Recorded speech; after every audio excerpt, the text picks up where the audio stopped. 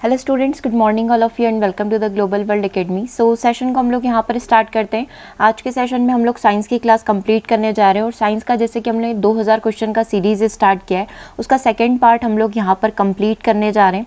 So firstly जितने भी student channel पर न्यू है सब्सक्राइब कर लीजिएगा, ताकि जब भी क्लासेस होती है जैसे रेगुलर 6 AM आपका फिक्स है, इसके अलावा जब भी दिन में क्लासेस होती है, क्योंकि बिफोर एग्जाम हम लोगों को 2000 क्वेश्चन कंप्लीट करने हैं, तो मोर देन 1 क्लासेस आपकी जो हो सकती है रेगुलर, तो आप व्हाट्सएप पर ज़रूर से ऐड हो जाइएगा। साथ ही चैनल को सब्सक्राइब कर लीजिएगा, ताकि जब भी कोई भी वीडियो आता है डायरेक्टली आपको नोटिफिकेशन यहाँ पर मिल जाए। ठीक है, चलिए स्टार्ट करते हैं सेशन को। इससे पहले वाला लिंक जो है वो भी आपको यहीं पर मिल जाएगा वीडियो के कमेंट बॉक्स में, वहाँ से जाकर अगर आपने फर्स्ट वीडियो नहीं देखा है उसको भी आप विजिट कर लीजिएगा। ठीक है, ये लास्ट क्वेश्चन है जिस पर हमने सेशन एंड किया था और इसको आपके होमवर्क के लिए छोड़ा था। ठीक है, तो आंसर कुछ स्टूडेंट्स ने किया है, तो देख लेते हैं क्या आंसर यहाँ पर करेक्ट होगा। निम्न में से कौन विद्युत खपत को बढ़ते क्रम में प्रदर्शित कर रहा है? क्या आंसर यहाँ पर करेक्ट होना चाहिए? विद्युत खपत को बढ़ते हुए क्रम में अरेंज करना है। ठीक है, मतलब पहले कम, फिर उससे ज़्यादा, फिर उससे ज़्यादा। सबसे ज़्यादा कि अगर हम लोग बात करें तो सबसे ज़्यादा जो होगा वो सबसे लास्ट में लिखा जाएगा। तो आंसर यहाँ पर क्या हो सकता है? सबसे कम कौन लेता है? पंखा सबसे कम लेता है, फिर उससे थोड़ी ज़्यादा टेलीविज़न लेगा, फिर उससे थोड़ी ज़्यादा विद्युत प्रेस लेगा, और सबसे ज़्यादा यहाँ पर कौन लेगा? इलेक्ट्रिक केटली लेगा। दैट मीन्स यहाँ पर जो करेक्ट आंसर हो जाएगा पंखा, टेलीविज़न, विद्युत press and electric kettle, option number C हो जाएगा। ठीक है, यहाँ तक कोई दिक्कत नहीं है। नेक्स्ट क्वेश्चन की बात करते हैं। अच्छा, प्रीवियस क्वेश्चन में प्रीवियस जो सेशन हुआ था उसमें लगभग 50 क्वेश्चन हम लोगों ने कंप्लीट कर लिए थे, तो आज भी ट्राई करेंगे कि लगभग 50 क्वेश्चंस हम लोग यहाँ पर कंप्लीट कर लें। फ्यूज़ में प्रयुक्त होने वाले तार की क्या विशेषता होती है? फ्यूज़ वायर का जो आप प्रयोग करते हैं, है ना, जो घर में ज़्यादा सप्लाई आ जाती है, हाई वोल्टेज आ जाता है, तो हमारे सर्किट जो है जो फ्यूज़ वायर उसको ब्रेक कर देता है। ठीक है, तो इसकी जो प्रॉपर्टी क्या होती है? निम्न प्रतिरोधक शक्ति उच्च गलनांक होता है। निम्न प्रतिरोधक शक्ति निम्न गलनांक होता है। उच्च प्रतिरोधक शक्ति होती है, साथ ही निम्न गलनांक किसका रहता है? यस, ये वाली चीज़ करेक्ट हो जाएगी। प्रीवियस सेशन में ही डिस्कस किया था। रेजिस्टिव पावर इसकी बहुत ज़्यादा होती है, हाईली रेजिस्टिव पावर होता है, और इसका जो मेल्टिंग पॉइंट होता है वो काफ़ी, या द्रवणांक पॉइंट होता है वो कम होता है। अब कैसे होता है? इसका गलनांक काफ़ी निम्न रहेगा, ताकि वोल्टेज बढ़ने पर फ्यूज वायर जो है तुरंत गल जाए, जिससे अन्य विद्युत उपकरण नष्ट होने से बच सके। उच्च प्रतिरोध इसलिए रखा जाता है ताकि वोल्टेज बढ़ने पर ये उच्च प्रतिरोध उत्पन्न कर सके, और कोई भी जो इलेक्ट्रिसिटी आ रही है उसको अपने में से फ्लो नहीं होने दे। रेजिस्टेंस का काम तो यही होता है। ऐसा न होने पर कभी कभी सर्किट के ही जल जाने की संभावना यहाँ पर बढ़ जाती है। इसीलिए हम लोग क्या करते हैं? फ्यूज वायर का प्रयोग करते हैं, जो कि हाई रेजिस्टिव पावर का और लोअर मेल्टिंग पॉइंट का होता है। ठीक है, चलिए नेक्स्ट क्वेश्चन की बात करते हैं। एक युक्ति जो इलेक्ट्रिकल ऊर्जा को यांत्रिक ऊर्जा में बदल देती है, ऐसा कौन सा डिवाइस है जो इलेक्ट्रिकल एनर्जी को यांत्रिक ऊर्जा में कन्वर्ट करेगा? डायनामो है, जनरेटर है, इंडक्शन कॉइल है, या फिर मोटर है?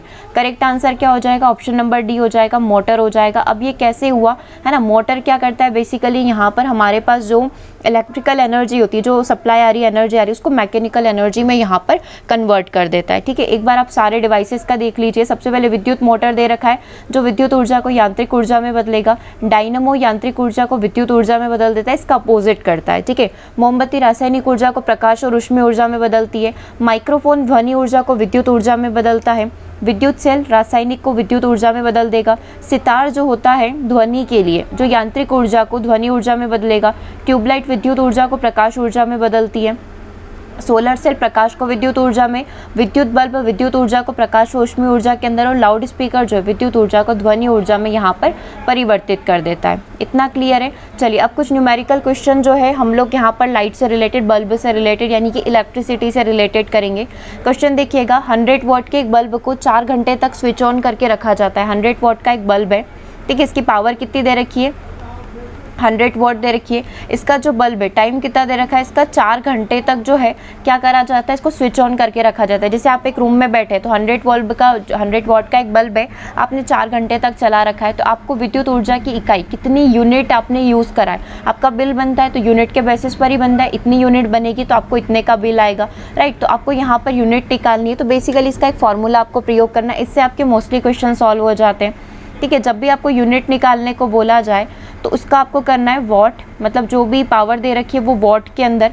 ठीक है, टोटल कितने घंटे तक आपका प्रयोग किया गया है, डिवाइड बाय 1000 आप यहाँ पर कर देंगे, तो आपकी टोटल यूनिट यहाँ पर निकल कर आ जाती है। ठीक है, इससे आप क्वेश्चन को सॉल्व कर लीजिएगा।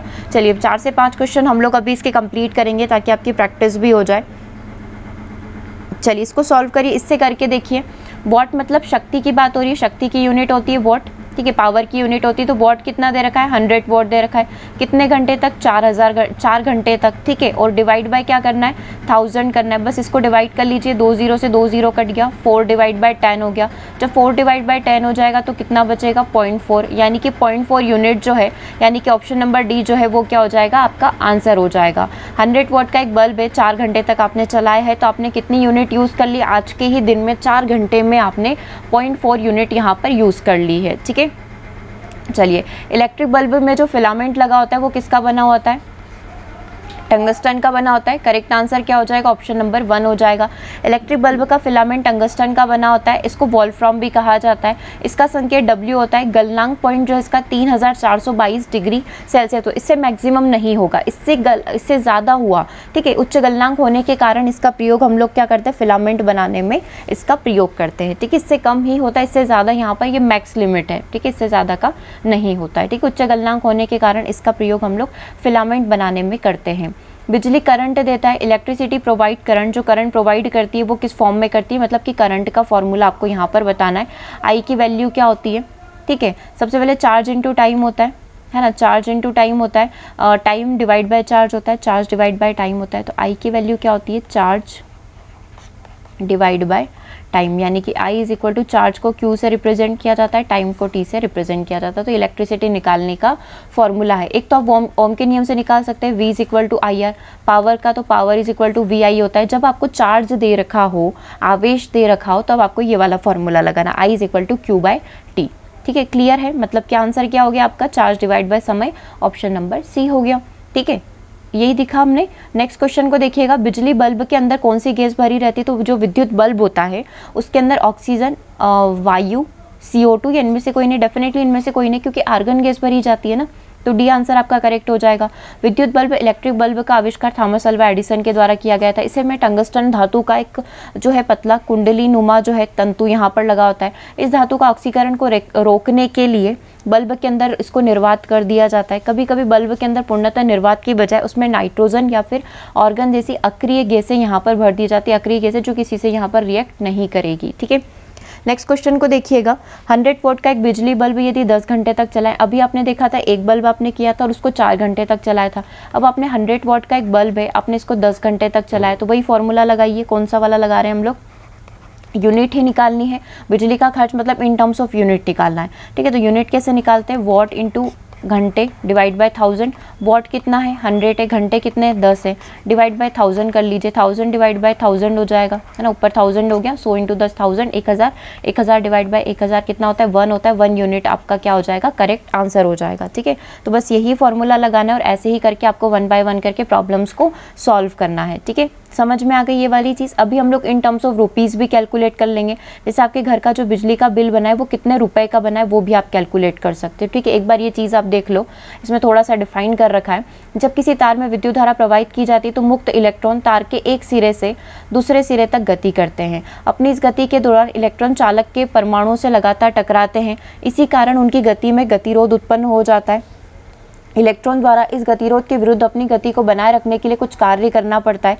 एकांक आवेश द्वारा चालक के एक सिरे तक दूसरे सिरे तक प्रवाहित होने में किए गए कार्य को दोनों सिरों के बीच का विभवांतर कहा जाता है, ठीक है। तो ये विभवांतर की डेफिनेशन हो गई कि इसके और इसके बीच का जो डिफरेंस है वो वाली चीज़, ठीक है। अब बिजली का खर्च आपको निकालना है ना, कि कितना खर्च यहाँ पर हुआ है, तो वॉट इंटू घंटा डिवाइड बाय 1000, इससे आपकी टोटल यूनिट यहाँ पर निकल कर आ जाएगी, ठीक है। जैसे कि यहाँ पर क्वेश्चन में दे रखा था, आपने सॉल्व किया और 1 यूनिट आपका आंसर आ गया। चलिए नेक्स्ट क्वेश्चन को देखिएगा, 100 वॉट का सेम क्वेश्चन है। 100 वॉट का एक बल्ब है, 8 घंटे प्रतिदिन जल रहा है ना, डिवाइड बाय 1000, इसमें पूरा क्वेश्चन पढ़ो। 100 वॉट का एक बल्ब है, 8 घंटा प्रतिदिन चलता है, तो ये तो कितने का आ गया, एक दिन का आ गया। इसने क्या पूछा है, अप्रैल माह, अप्रैल महीने में कितने दिन होते हैं, मतलब अभी के महीने में कितने दिन है, 30 दिन है ना। तो आप इंटू 30 कर लीजिए, क्योंकि 30 दिन का पूछा है, एक दिन का इतना होता है, तो 30 दिन का इंटू 30 हो जाएगा।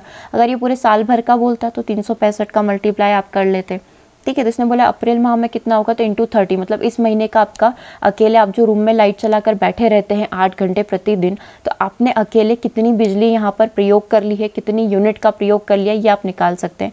100 इंटू 8 इंटू 30 डिवाइड बाय 1000 हो जाएगा, 2 0 से 2 0, 1 0 से 1 0, मतलब कितना आ गया, ये 8 या 24 यूनिट आ गया, ये रहा 24 यूनिट, सी आंसर आपका करेक्ट हो जाएगा, ठीक है। क्लियर है, यही करा, वाट घंटा दिन इंटू 1000 कर लिया। दिन की बात हो रही है, अभी हम लोग अभी तक एक दिन का निकाल रहे थे, अभी इसने 30 दिन का पूछा तो 30 दिन का निकाल लिया। ठीक है, चलिए अगला क्वेश्चन करके देखिएगा। 60 वॉट का एक बल्ब है, ठीक है, 60 वॉट का एक बल्ब है, 5 घंटे प्रतिदिन इसका प्रयोग कर रहे हैं, बस वही 30 दिन का पूछा है, तो अभी हमने 30 दिन का मल्टीप्लाई कर दिया, डिवाइड बाय 1000, 1 0 से 1 0, 1 0 से 1 0 कट गई, 5 दूना 10 होते हैं, 2 3 6 होते हैं, 3 3 9, 9 यूनिट आ जाएगा आपका आंसर। वही करा, वाट घंटा इंटू दिन डिवाइड बाय 1000, 9 यूनिट आपका आंसर हो गया। ऑप्शन नंबर बी आपका करेक्ट हो गया। ठीक है, क्लियर है, कोई दिक्कत नहीं इन प्रश्नों में। चलिए अगला प्रश्न देखिएगा। एक सुरंग में 100 वॉट क्षमता का, एक सुरंग में 100 वॉट क्षमता के 5 बल्ब है। अभी तक एक बल्ब का प्रयोग कर रहे थे, अब आप 5 बल्ब लगा रहे हैं, 20 घंटे तक लगातार जलाए जाते हैं। बताना है कि कितनी ऊर्जा का प्रयोग यहाँ पर, कितना खर्च यहाँ पर किया गया है। 100 वॉट क्षमता के 5 बल्ब आपने लगाए, अभी तक आप एक बल्ब का निकाल रहे थे, अभी आपने क्या करा है, 5 बल्ब लगाए, 20 घंटे तक लगातार चल रहे हैं। दिन तो बोला नहीं, इसलिए हम लोग दिन का मल्टीप्लाई कर नहीं रहे। अगर वो बोलता 10 दिन तक चल रहे तो हम लोग इंटू 10 कर देते, अभी ऐसा कुछ बोला नहीं है। ठीक है, बस इसको सॉल्व कर लीजिए, क्या आंसर आ रहा है। 1000 से ये 3 0 से 3 0 कट गई, 5 है ना, 5 दूना कितना हो जाएगा, 10 हो जाएगा, 10 यूनिट आपका आंसर हो जाएगा। ऑप्शन नंबर सी आपका आंसर हो जाएगा। ठीक है, इस टाइप के क्वेश्चन आप सॉल्व कर लोगे, कोई दिक्कत तो नहीं है। ठीक है, 10 यूनिट आपका आंसर हो गया। एक क्वेश्चन है अब इन टर्म्स ऑफ रुपीज़, अभी तक तो सिर्फ यूनिट पूछ रहा था, पैसे बताओ कि आप जो ये बल्ब जलाकर बैठे रहते हो दिन भर रूम में, कितना पैसा जो है आपको देना पड़ता है बिजली के बिल में। देखो 100 वॉट का बिजली का बल्ब है, 10 घंटे तक ये जल रहा है, 5 रुपये प्रति यूनिट की दर से इसका खर्च यहाँ पर कितना आएगा ये आपको बताना है। इसका आंसर यहाँ पर करेक्ट होगा, जल्दी से आंसर करिए। बस वो जितनी यूनिट आएगी उतने आप रुपए बता देंगे। 100 इंटू 10 हो गया, डिवाइड बाय कितना हो जाएगा, 1000 यहाँ पर हो जाएगा, 3 0 से 3 0 कट गया, 1 यूनिट हो गया। 1 यूनिट इंटू कितने रुपए हो रहे हैं, मतलब अब क्या करना है, जितने रुपए हैं उसका मल्टीप्लाई कर दो, है ना। 5 रुपये पर यूनिट की दर से आपको पैसा लग रहा है। ठीक है, 1 यूनिट के 5 रुपये पर यूनिट लिखा है, मतलब 1 यूनिट के 5 रुपये। आपका आंसर क्या आया, 1 यूनिट आया, तो आंसर क्या हो जाएगा आपका, 5 रुपये आंसर हो जाएगा। ठीक है, मान लो इन केस, मान लो अभी जो हमने 9 यूनिट वाला किया था कि आपका जो बिजली का खर्च आ रहा है वो 9 यूनिट आ रहा है और पर यूनिट आपको 5 रुपये लग रहे हैं, है ना। पर यूनिट आपको 5 लग रहे हैं, तो 9 यूनिट पर कितने रुपए का बिल बनेगा, 45 रुपए का बिल बनेगा। ठीक है, तो करेक्ट आंसर उस समय क्या हो जाता है, जैसे कि प्रीवियस क्वेश्चन पर चलते हैं, आपको यही चीज़ क्लियर करवा देते हैं। ठीक है, इस क्वेश्चन में आपने कितना निकाला, 100 यूनिट निकाला। 1 यूनिट पर आपका 5 रुपये लगता है, तो 10 यूनिट पर कितना लगेगा, 50 रुपये लगेगा। ठीक है, अब अगला क्वेश्चन जो हम लोग कर रहे थे, टोटल यहाँ पर आंसर आपका कितना आया, 1 यूनिट आया, क्योंकि आपने क्या करा, 100 इंटू 10 डिवाइड बाय 1000 किया, तो 1 यूनिट आया। 1 यूनिट का कितना हो गया, 5 रुपये हो गया, तो यही क्या हो जाएगा आपका आंसर हो जाएगा, ऑप्शन नंबर 1। क्लियर है यहाँ तक। चलिए नेक्स्ट क्वेश्चन की तरफ आ जाते हैं, आप चाहे तो एक बार देख लीजिए इसको, फिर नेक्स्ट क्वेश्चन पर बढ़ते हैं।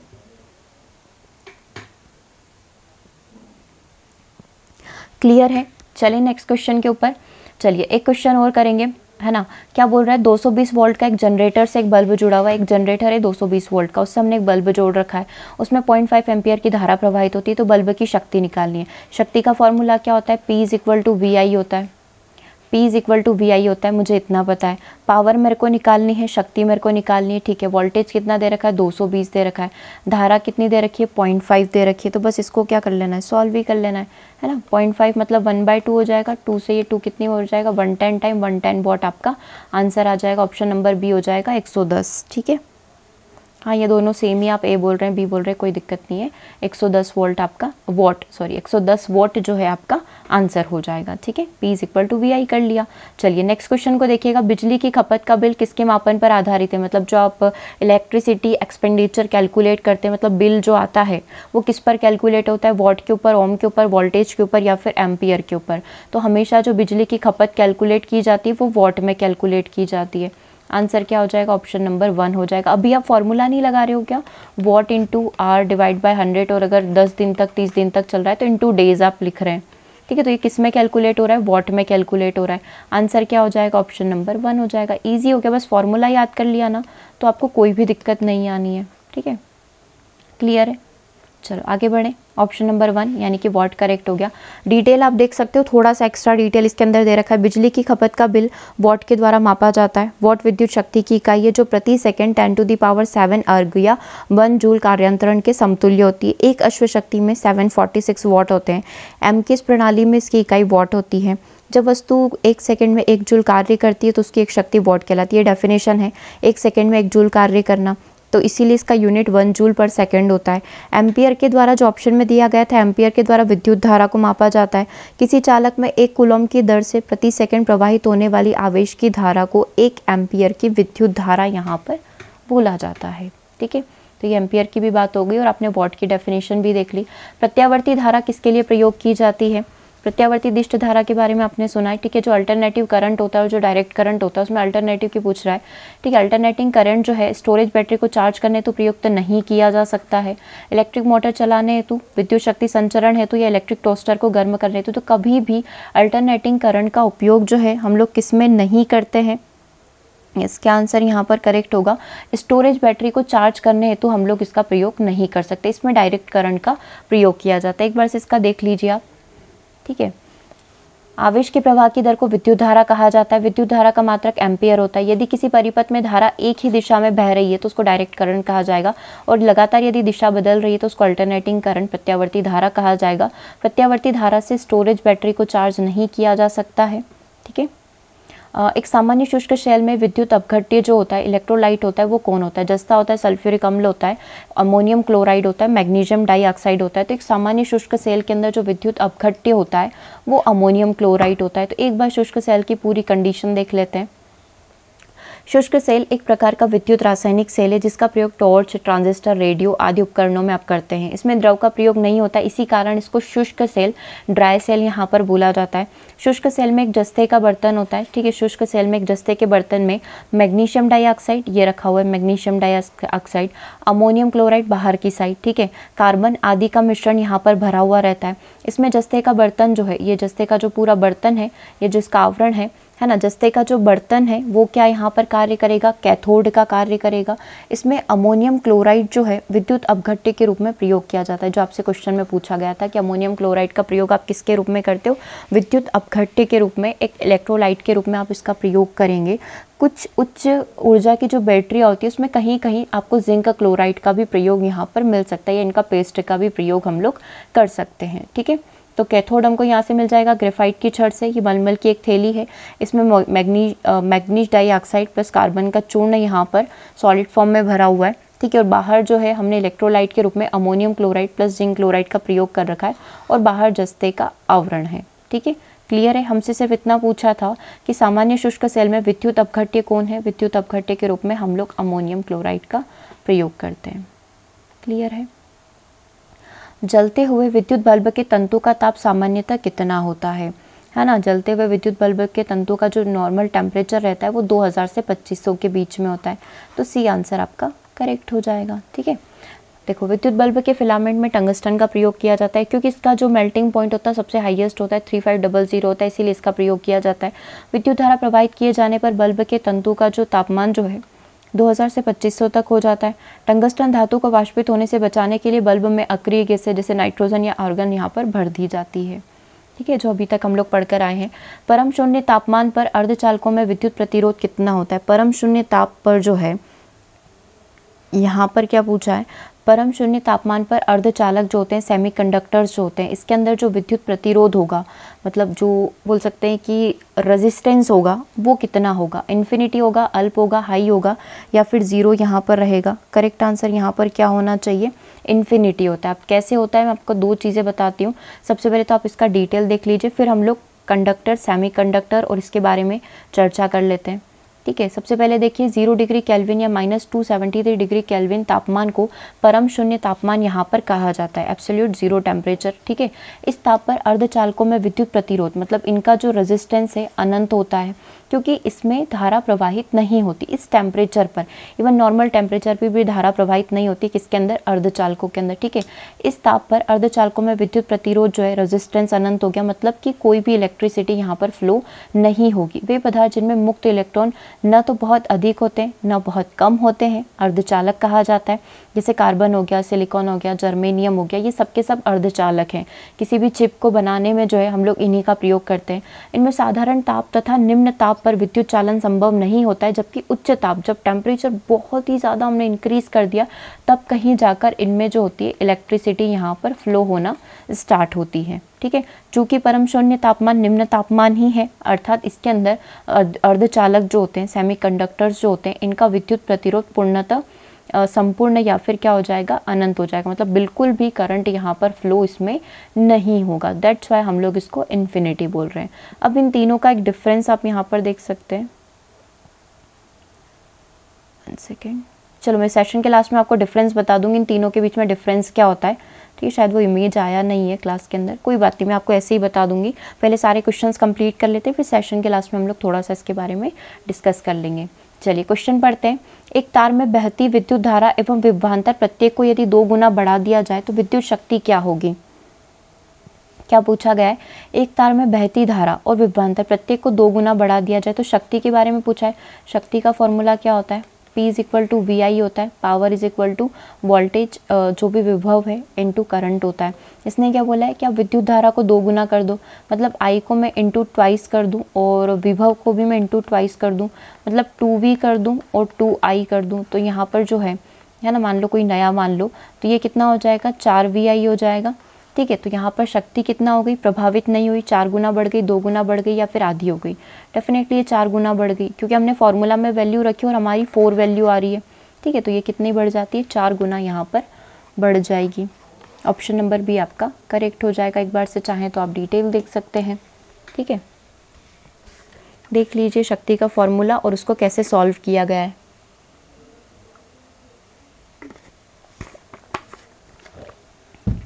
क्लियर है यहाँ तक। चलो, घरेलू विद्युत सप्लाई के दौरान काले रंग का आवरण क्यों चढ़ाया जाता है। आपने देखा है काले रंग का जो आवरण युक्त तार है वो कौन सा होता है। घर विद्युत सप्लाई में एक रेड और एक ब्लैक वायर आता है। रेड वायर तो जो जिसमें करंट होता है ना, लाइव करंट जिसको हम लोग बोलते हैं, जिंदा तार जिसको आप लोग बोलते हैं, उसको टच करते ही चिपक जाओगे आप उसके। ठीक है, उसी के साथ एक ब्लैक वायर होता है। तो ब्लैक वायर काय के लिए प्रयोग किया जाता है, अर्थिंग के लिए। न्यूट्रल होता है, फ्यूज़ होता है। तो जो हमारा जो ब्लैक वायर होता है वो न्यूट्रल वायर होता है, उदासीन तार इसको बोला जाता है। देखो आपके सामने तार भी है। घरेलू विद्युत सप्लाई के दौरान काले रंग का आवरण युक्त तार का उपयोग उदासीन तार के लिए, और लाल रंग का जिसके ऊपर कोटिंग किया हुआ रहता है वो लाइव वायर जिसको बोला जाता है, जिसके अंदर करंट फ्लो हो रहा है। इसी तरीके से एक येलो वायर भी होता है जिसको हम लोग अर्थिंग के लिए प्रयोग यहाँ पर करते हैं। ठीक है, चलिए, घर में लगे पंखे, विद्युत बल्ब, ट्यूब आदि जो होते हैं किस क्रम में लगाए जाते हैं। मतलब मेरे घर के जितने भी डिवाइसेस हैं वो किस में लगाए गए, फैन, बल्ब, ट्यूब आदि चीज़ें श्रेणी क्रम में, पैरेलल में, मिश्रित में या किसी भी क्रम में लगा सकते हो। तो ये सारी चीज़ें समांतर क्रम में लगती है। ऑप्शन नंबर बी जो है आपका करेक्ट हो जाएगा। कैसे, यदि प्रतिरोधों को इस प्रकार जोड़ा जाए कि हर प्रतिरोध पर विभवांतर समान रहे तो यह प्रतिरोध समांतर क्रम का कहलाता है। अर्थात प्रतिरोधों का समांतर क्रम में संयोजन की पहचान प्रत्येक प्रतिरोध पर विभवांतर का समान होना, मतलब सभी पर वोल्टेज क्या होगा, सेम होगा। न्यूनतम प्रतिरोध प्राप्त करने के लिए जो है इस संयोजन का हम लोग प्रयोग करते हैं। घरों में लगे पंखे, बल्ब आदि चीज़ें जो इसी से जुड़ी हुई रहती है। मान low resistance R1, R2, R3 है तो उनको समांतर क्रम में जोड़ेंगे तो रेजिस्टेंस कितना हो जाएगा, 1/R1 + 1/R2 + 1/R3, क्योंकि हमें मिनिमम रेजिस्टेंस यहाँ पर चाहिए। और अगर आप किसी को श्रेणी क्रम में जोड़ते हो तो मैक्सिमम रेजिस्टेंस यहाँ पर रहता है। ठीक है, और सब पे जो वोल्टेज होगा वो डिफरेंट होगा। ठीक है, तो घर के जो चीज़ें आपकी डिवाइसेस लगे हुए सब समांतर क्रम में आपके लगे हुए रहते हैं। ठीक है, आपस में जुड़ी दो आवेशित वस्तुओं के बीच में विद्युत धारा कभी भी प्रवाहित नहीं होती यदि वे क्या हो। मतलब दो चीज़ों को मैंने जोड़ रखा है तो उनके अंदर करंट कभी भी फ्लो नहीं होगा यदि उन दोनों पॉइंट पर क्या होगा, सेम वोल्टेज होगा। अगर डेफिनेटली ओम के नियम के अनुसार अगर दोनों पर सेम वोल्टेज है तो कभी भी उनके अंदर जो है धारा प्रवाहित नहीं हो सकती। एक वोल्टेज का दूसरे वोल्टेज से डिफरेंस होगा, मतलब इसका वोल्टेज इस वोल्टेज से अलग होगा, एक की वैल्यू V1 एक की वैल्यू V2 है, तभी जाकर जो है यहाँ पर करंट फ्लो हो सकता है। ठीक है, तो समान पोटेंशियल, डी आंसर आपका करेक्ट हो जाएगा। जब उनमें डिफरेंट वोल्टेज होगा तभी उनमें करंट फ्लो हो सकता है। नेक्स्ट क्वेश्चन को देखिएगा, एक आदर्श सेल के आंतरिक प्रतिरोध की वैल्यू कितनी होती है। The value of internal resistance of ideal cell. कोई भी एक आइडियल सेल होता है, जैसे कि एक्चुअल में एग्जिस्ट नहीं करता है कोई भी आइडियल सेल, फिर भी इसकी जो वैल्यू मानी जाती है, इसके अंदर का जो रेजिस्टेंस माना जाता है वो कितना माना जाता है, 0 माना जाता है। ठीक है, सेल के विद्युत अपघट्य के द्वारा विद्युत धारा के मार्ग में उत्पन्न प्रतिरोध, मतलब कि वो क्या कर रहा है, करंट को रोक रहा है, धारा को रोक रहा है, वो उसका क्या होगा, प्रतिरोध होगा। इसका फॉर्मूला होता है, अभी तो कोई क्वेश्चन नहीं पूछा गया है लेकिन आप फिर भी इसका फॉर्मूला याद रख सकते हैं, internal resistance is equal to E. ठीक है, ई जो विद्युत वाहक बल आपका हो गया, ठीक है, वी आपका वोल्टेज हो गया और आई आपका करंट हो गया। तो इससे आपको निकालने को बोला जाए, ठीक है, तो आप आसानी से निकाल सकते हो। और आइडियली इसमें कितना होता है, 0 होता है, हल्का सा कुछ रहता है लेकिन आइडियली इसमें 0 माना जाता है। ठीक है, नेक्स्ट क्वेश्चन को देखिएगा, टरबाइन व डायनमो से बिजली प्राप्त करने में किस ऊर्जा को विद्युत ऊर्जा में परिवर्तित किया जाता है।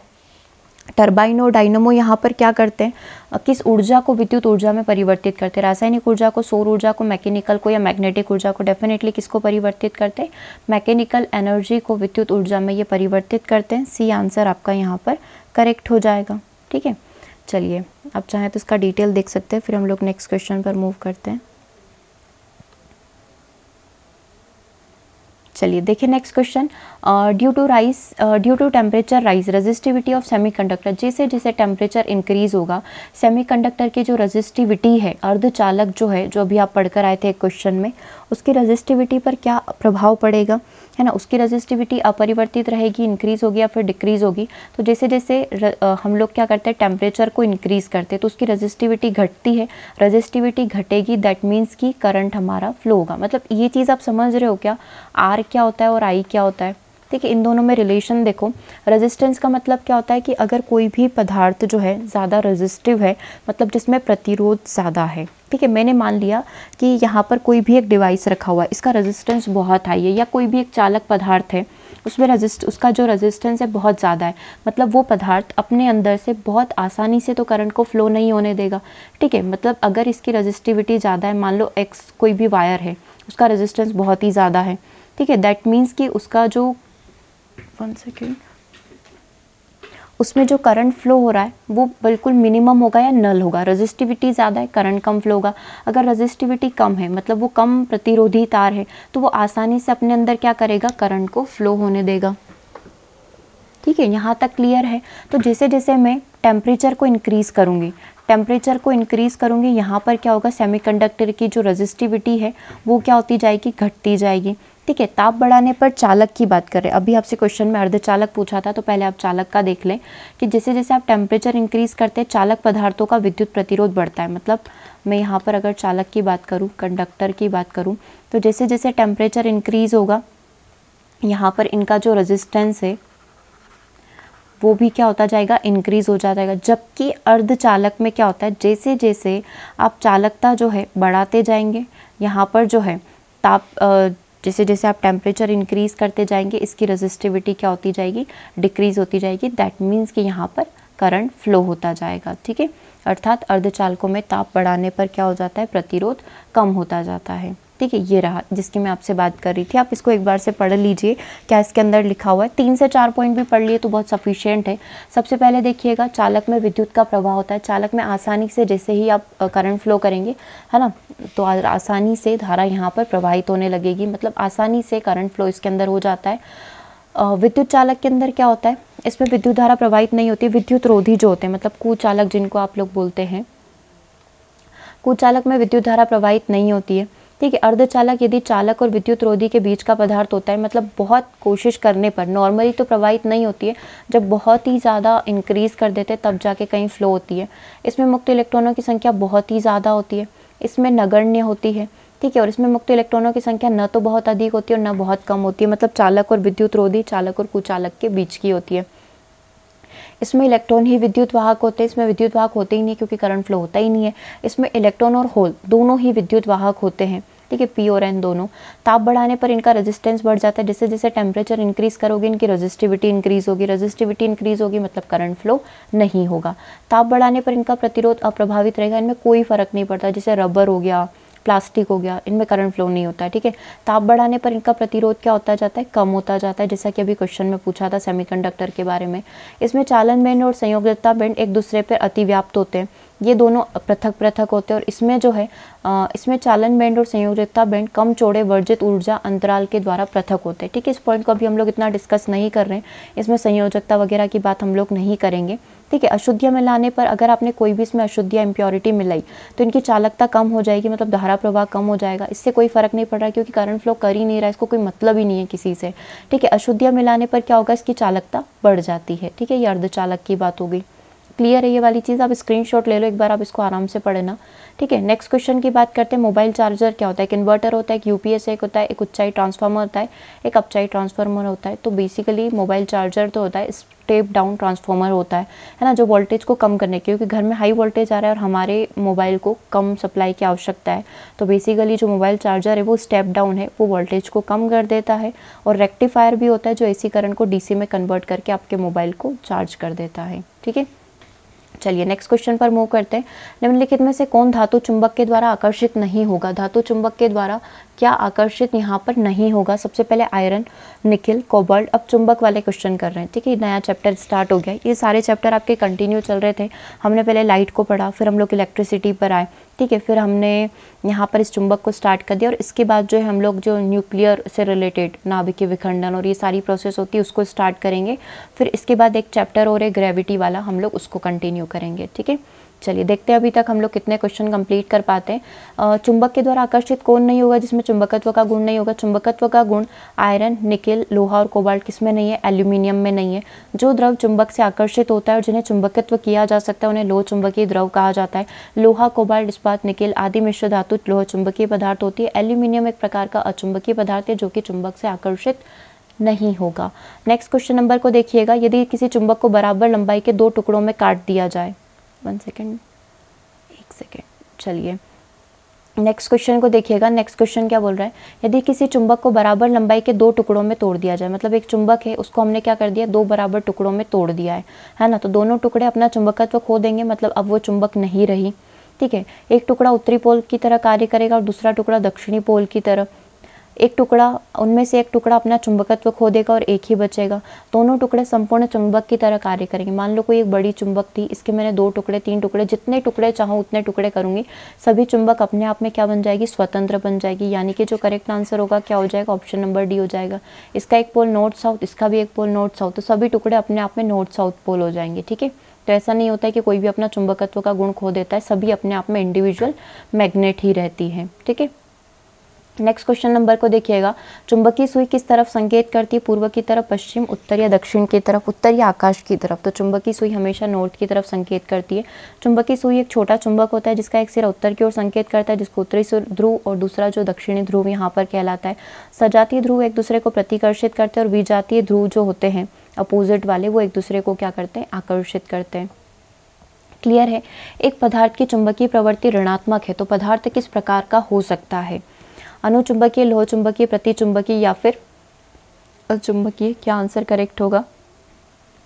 देखो, एक पदार्थ की चुंबकीय प्रवृत्ति ऋणात्मक है तो उसको किस प्रकार का पदार्थ यहाँ पर कंसीडर किया जाएगा, वो कहलाएगा आपका प्रतिचुंबकीय पदार्थ। कैसे कहलाएगा? प्रतिचुंबकीय पदार्थ की प्रवृत्ति, चुंबकीय प्रवृत्ति का मान अल्प तथा ऋणात्मक होता है, मतलब उसको आप बोल सकते हैं उसमें मैग्नेटिक गुण कम होते हैं, क्योंकि जब इसे बाह्य चुंबकीय क्षेत्र में रखा जाता है तो ये क्या करता है, विपरीत दिशा में एक चुंबकीय क्षेत्र उत्पन्न कर देता है। जब इन पदार्थों को किसी एक शक्तिशाली चुंबक के सिरे के समीप रखा जाता है तो ये कुछ मात्रा में प्रतिकर्षित हो जाते हैं, जैसे सोना हो गया, चांदी हो गया, बिस्मिथ हो गया, जल हो गया, ठीक है। इसमें जो है इलेक्ट्रॉन की संख्या काफ़ी कम होती है। ऐसे पदार्थ को ऋणात्मक चुंबकीय प्रवृत्ति का कहा जाता है और इसकी चुंबकशीलता जो होती है, जैसे सोना, आपको क्या लगता है वो चुंबकीय है लेकिन उसमें चुंबकत्व का गुण है, कुछ मात्रा में गुण है, इसीलिए इनको प्रतिचुंबकीय पदार्थ यहाँ पर कहा जाता है, ठीक है। क्लियर है सी आंसर आपका? अब आ जाते हैं कुछ नाभिकीय रिएक्टर से संबंधित क्वेश्चन करते हैं। एक नाभिकीय रिएक्टर में भारी जल का कार्य क्या होता है? D2O का कार्य क्या होता है? हमने केमिस्ट्री का जब सीरीज स्टार्ट किया था तब हमने D2O के बारे में पढ़ा था और इसकी अणु संख्या हमने निकाली थी, ठीक है, क्योंकि ऑक्सीजन की 16 होती है और ऐसे करके हम लोग इसकी अणु संख्या निकाल रहे थे, ठीक है, तो 18 हमने निकाला था। चलिए अभी फिलहाल इस टॉपिक पर आ जाते हैं। एक नाभिकीय रिएक्टर में जो हैवी वाटर होता है उसका कार्य क्या होता है? न्यूट्रॉन की गति को कम करना, न्यूट्रॉन की गति को बढ़ाना, रिएक्टर को ठंडा करना, नाभिकीय क्रिया को रोकना। बेसिकली जो भारी जल होता है वो न्यूट्रॉन की जो गति है उसको कम करने के काम में आता है। इसका डिटेल आप एक बार देख लें ताकि मोस्टली क्वेश्चन आपके इस टॉपिक से आपके बन जाएंगे। D2O का कार्य न्यूट्रॉन की गति को कम करना है। ड्यूटेरियम और ट्राइटियम जो है हाइड्रोजन के आइसोटॉप्स होते हैं, मैंने आपको हाइड्रोजन के सारे आइसोटॉप्स पढ़ा दिए, तीनों के बारे में पढ़ा दिया है। भारी जल जो है हाइड्रोजन के गुरुत्तर समस्थानिक यानी ड्यूटेरियम और ऑक्सीजन का एक यौगिक है ना, D2 और ऑक्सीजन का एक यौगिक है। इसका सापेक्षिक घनत्व जो है 101 और हिमांक जो है साधारण जल से थोड़ा सा ज़्यादा होता है। नाभिकीय रिएक्टर में होने वाली नाभिकीय क्रियाओं में उत्पन्न न्यूट्रॉनों की गति अति तीव्र होती है। इन न्यूट्रॉनों की गति को मंदित करने के लिए भारी जल या ग्रेफाइट का प्रयोग मंदक के रूप में किया जाता है। नाभिकीय ऊर्जा के साथ साथ अनुसंधान रिएक्टरों के लिए आवश्यक गुरुजल मांग की आपूर्ति के निर्मित उत्पादन के लिए गुरुजल बोर्ड मुंबई जो है उत्तरदायी है। मतलब इसको देने के लिए रिस्पॉन्सिबल कहाँ पर है, कहाँ से ये चीज़ें मिलती है, तो ये डिटेल आपको इसके अंदर दे रखी है। ठीक है, क्लियर। अभी D2O के बारे में पूछा था, तो ये नाभिकीय जो प्रक्रिया होती है ना, न्यूट्रॉन की जो गति होती है उसको कम करने के लिए हम लोग, उसको धीमा करने के लिए हम लोग इसका प्रयोग करते हैं। नाभिकीय रिएक्टर में से निम्नलिखित में से किसका प्रयोग जो है मंदक के रूप में किया जाता है? थोरियम का, ग्रेफाइट का, रेडियम का या फिर साधारण जल का? ठीक है, तो ग्रेफाइट का प्रयोग जो है या फिर D2O का प्रयोग जो है आप लोग यहाँ पर मंदक के रूप में, मतलब उस प्रक्रिया को धीमा करने के लिए करते हैं। अभी ऑप्शन में ग्रेफाइट है तो ग्रेफाइट आपका आंसर हो जाएगा। ठीक है, दोनों का प्रयोग किया जाता है। जब यहाँ ये बहुत इंपॉर्टेंट चीज़ है, मतलब मोस्ट इंपॉर्टेंट चीज़ को आप हाईलाइट कर लो इस चीज़ को, है ना। D2O और ग्रेफाइट दोनों का प्रयोग हम लोग मंदक के रूप में करते हैं। जब ग्रेफाइट का प्रयोग मंदक के रूप में किया जाता है तो उसको परमाणु पाइल कहा जाता है, एटॉमिक पाइल कहा जाता है। लेकिन जब आप D2O का प्रयोग एज अ मंदक की तरह करते हैं तो इसको स्विमिंग पूल रिएक्टर कहा जाता है। ठीक है, अगर एग्जाम में क्वेश्चन आ जाए कि स्विमिंग पूल रिएक्टर क्या है, ठीक है, तो हमने क्या करा है, भारी जल का प्रयोग किया है जो नाभिकीय जो प्रक्रिया हो रही थी विखंडन की, उसको रोकने के लिए, उसको कम करने के लिए, उसको धीमा करने के लिए। ठीक है, तो स्विमिंग पूल रिएक्टर का मतलब होता है कि D2O का प्रयोग किया गया है, और एटॉमिक पाइल का मतलब होता है हमने यहाँ पर ग्रेफाइट का प्रयोग किया है। This is the most important point. ठीक है, चलिए आगे बात करते हैं। नाभिकीय संयंत्रों में ग्रेफाइट का उपयोग कहाँ पर किया जाता है? तो अभी जस्ट पढ़कर आए हो, मंदक की तरह किया जाता है। ठीक है, तो करेक्ट आंसर क्या हो जाएगा? ऑप्शन नंबर सी हो जाएगा। ठीक है, क्लियर है यहाँ तक? चलिए आगे बात करते हैं। प्रत्येक क्रिया के लिए एक समान और विपरीत प्रतिक्रिया होता है, इसे क्या कहा जाता है? इस नियम को। अब ग्रेविटी के क्वेश्चन आ गए। ठीक है, क्योंकि अगला जो सेशन होगा वो भी इस पर ही होगा, क्योंकि इसके इतने क्वेश्चंस एग्जाम में पूछे गए हैं। ओके, प्रत्येक क्रिया के विपरीत और समान प्रतिक्रिया होती है, ये नियम किसने दिया? आप सभी के फेवरेट न्यूटन ने दिया। ऑप्शन नंबर 1 करेक्ट हो जाएगा। तीनों नियम की एक बार परिचर्चा कर ली जाए।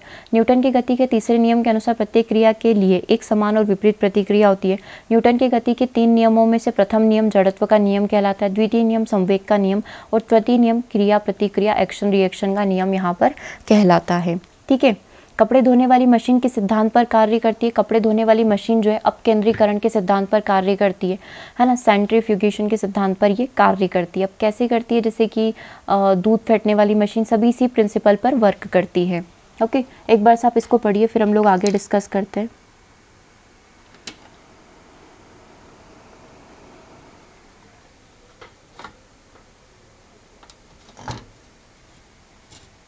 चलिए आप इसको एक बार से पढ़िए, हम लोग 1 मिनट बाद स्टार्ट करते हैं सेशन को।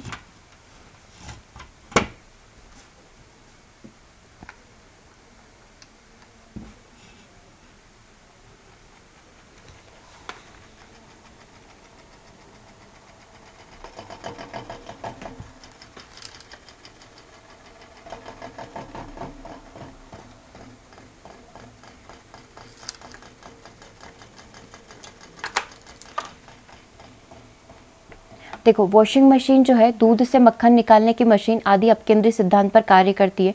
अपकेंद्री बल वह बल होता है जिसके कारण किसी गतिशील वस्तु में केंद्र से दूर भागने की प्रवृत्ति होती है। इसीलिए आपने देखा होगा ना, कपड़े कुछ इस तरीके से घूमते हैं। यह वो आभासी बल होता है जो अभिकेंद्री बल के समान तथा विपरीत दिशा में यहाँ पर कार्य करता है। ठीक है, चलिए नेक्स्ट क्वेश्चन को देखिएगा। दूरदृष्टि में प्रतिबिंब निम्नलिखित में से कहाँ पर बनता है?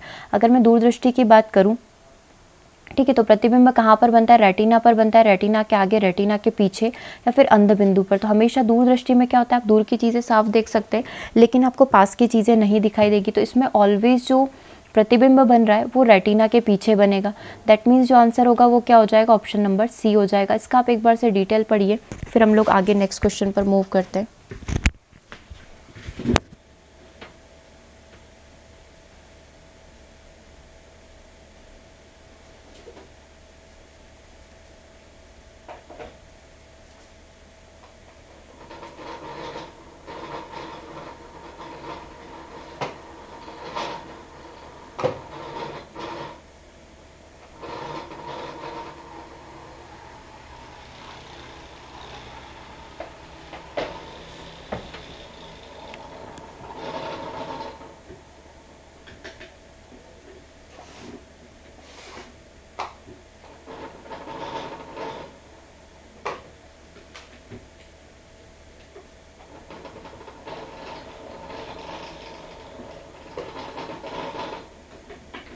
चलिए, पढ़ा आपने इसमें क्या दे रखा है दूरदृष्टि दोष के बारे में, कि इसमें व्यक्ति को दूर की चीज़ें आसानी से दिखाई देती है लेकिन पास की चीज़ें जो है व्यक्ति को यहाँ पर धुंधली दिखाई देती है।